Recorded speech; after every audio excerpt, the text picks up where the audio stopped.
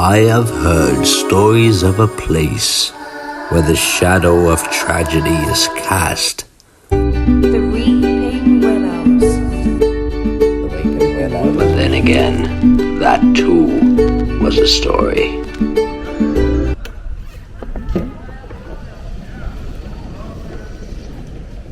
What's up, all you lovely people? It's time for another story.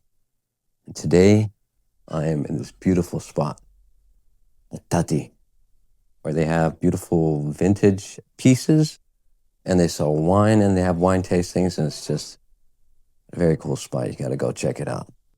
This story is called Where My Old Folks Roam. Every day, I visit my father at the old folks' home. It hurts me to think of him being there all alone. 3 years ago, my mother passed, a terrible loss for the both of us, and his dementia started kicking in. Sometimes I imagine he chose to slowly forget the loss of his wife, who'd been there through thick and thin. But although his mind seems to be regressing, his body won't give up, as he is still able to do everything by himself.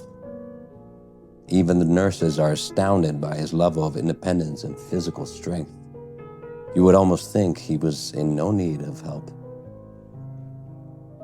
But the harsh reality reveals itself by the number of photographs placed by his bedside and framed on the wall.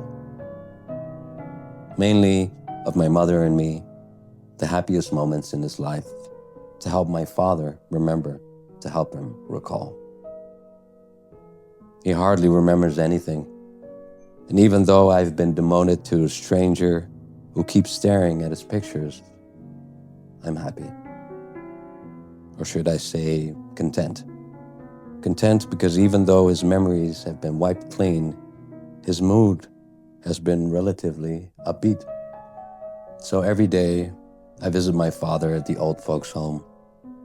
But increasingly, I've been getting the feeling he's perfectly fine being all alone. He reminds me of the man that I grew up with, who was married to my mother. That smile has returned. I mean, it's hard not to be a part of it, but at least I can go home feeling a little bit less concerned. Maybe when I'm not around, he's roaming the halls, making friends, forgetting them, and making them again. Maybe he's chatting up the nurses, and that gives him some solace.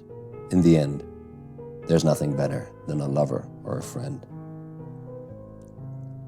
One day, I compliment him on the fact he needs little help, but he dismisses it. He says, "That's all due to my caretaker.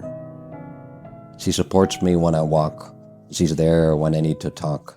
And when people confuse me, she's also my translator." I tell him, that can't be true, since the nurses tell me he's one of the people they consider self-supporting. But he laughs it off as he points. "Look, I am not confused. It's the lady in the photograph, the lady who helps me with my mourning." Most days, I visit my father at the old folks' home. I think my mother works there too now, there, where my old folks roam. I hope you enjoyed that story, even though it's about quite a heavy subject that a lot of people suffer from. And I can't really say anything nice about it. That's the harsh reality of life now. I still hope you enjoyed that story. And I'll see you next time.